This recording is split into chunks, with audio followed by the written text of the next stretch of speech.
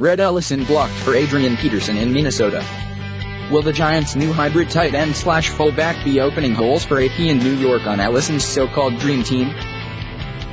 Peterson was one of the first people to reach out and congratulate Ellison on his signing Thursday with Big Blue, the 28-year-old, 5-year NFL veteran said in a conference call on Friday. Of course, it'd be great to have him with the Giants, Ellison said of Peterson, the free agent who turns 32 on March 21st. But he hasn't told me. He has his own family and has to think about what he has to do. But it was a lot of fun to block for him, in Minnesota. Ellison also said of Peterson's abilities, he's a specimen. You don't see guys like that ever. The Giants also included this nugget in their official release. Take that for what it's worth. Ellison helped Peterson rush for more than 1,000 yards 3 times in Minnesota, including his 2,097 yards in Peterson's 2012 MVP season. Could Ellison's signing also be a recruiting move to seal a deal for Peterson? Ellison toured the Giants' East Rutherford facility for the first time on Friday after signing a 4-year, $18 million contract on Thursday with $8 million guaranteed and an annual $4.5 million cap hit. He said his desire to win a Super Bowl in the presence of a Super Bowl winning quarterback were the primary draws. Tom Coughlin's Jacksonville Jaguars were after Ellison, but he said it was a no-brainer to come to New York once the Giants entered the fold. Ellison said he has wanted to play for the Giants since he first entered the league in 2012. Before the draft they had just won the Super Bowl, and that was my dream team, Ellison said. He even said he used to watch a lot of film of former Giants tight end Bear Pasco, of all people, since they handled similar responsibilities on the field. My whole MO is whatever they need me to do, I'm gonna do it, Ellison said. You could say, I'm an H-back because I put tight end and fullback into one thing, or getting split out, whatever it is. It's just knowing the concepts and how you fit in it. I don't look at it as a position. I'm a moving piece kind of thing.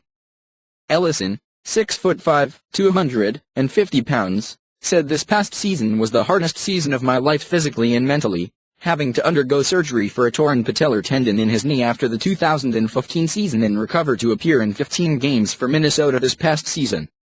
He credited his wife for helping him push through. Ellison also has toughness in his blood. His father's side of the family has a rich history in New Zealand rugby. Ellison's father, Ricky, in fact, was the first New Zealander to play in the NFL. He was a 3-time Super Bowl champ as a linebacker with the San Francisco 49ers, 1983-89, and LA Raiders, 1990-92. He's excited, Ellison said in the team release. He wants me to have an opportunity to win a Super Bowl. And he couldn't be more excited. He had some run-ins with the Giants back in his career. Oddly enough, they were one of his least favorite teams, because they had some losses to them in the playoffs. Now he's a big Giants fan. He's already asking for all the gear. The Giants reportedly are going to release hybrid tight end/fullback Will Johnson, who spent last season on injured reserve, now that they've signed Ellison. OverTheCap.com says that will save the Giants $1.075 million against the cap, costing them just $200,000 in dead money for 2017. Every dollar matters, especially if they are chasing after Peterson, who has been connected strongly in recent days with the Oakland Raiders, even if the running back intends to play on a discount. The Giants already signed wide receiver Brandon Marshall to a deal that actually breaks down into a 2-year, $11 million deal with $5 million guaranteed and a $4.5 million annual cap hit, according to ESPN. The difference between those numbers, and the originally reported 2-year, $12 million terms, is that Marshall's contract in reality is more of a 1-year contract with a team option for the 2nd year if the Giants wish. The Giants remain in the market for offensive linemen at both the tackle and guard positions, including former Raiders tackle Malik Watson. Plus defensive tackle Jonathan Hankins and linebacker Keenan Robinson remain unsigned free agents from last season's drastically improved Giants defense. The club reportedly is considering restructuring the contract of return man Dwayne Harris or else release the pricey special teamer, which would save cap space. Jason Pierre-Paul continues to count a whopping $16.9 million against the Giants' cap under the franchise tag, which ate up half of the Giants' approximate $34 million of space entering the offseason right off the bat. And as the Daily News reported, as of Thursday the Giants and JPP's camp were not even speaking about a long-term deal that hopefully would reduce his annual cap hit.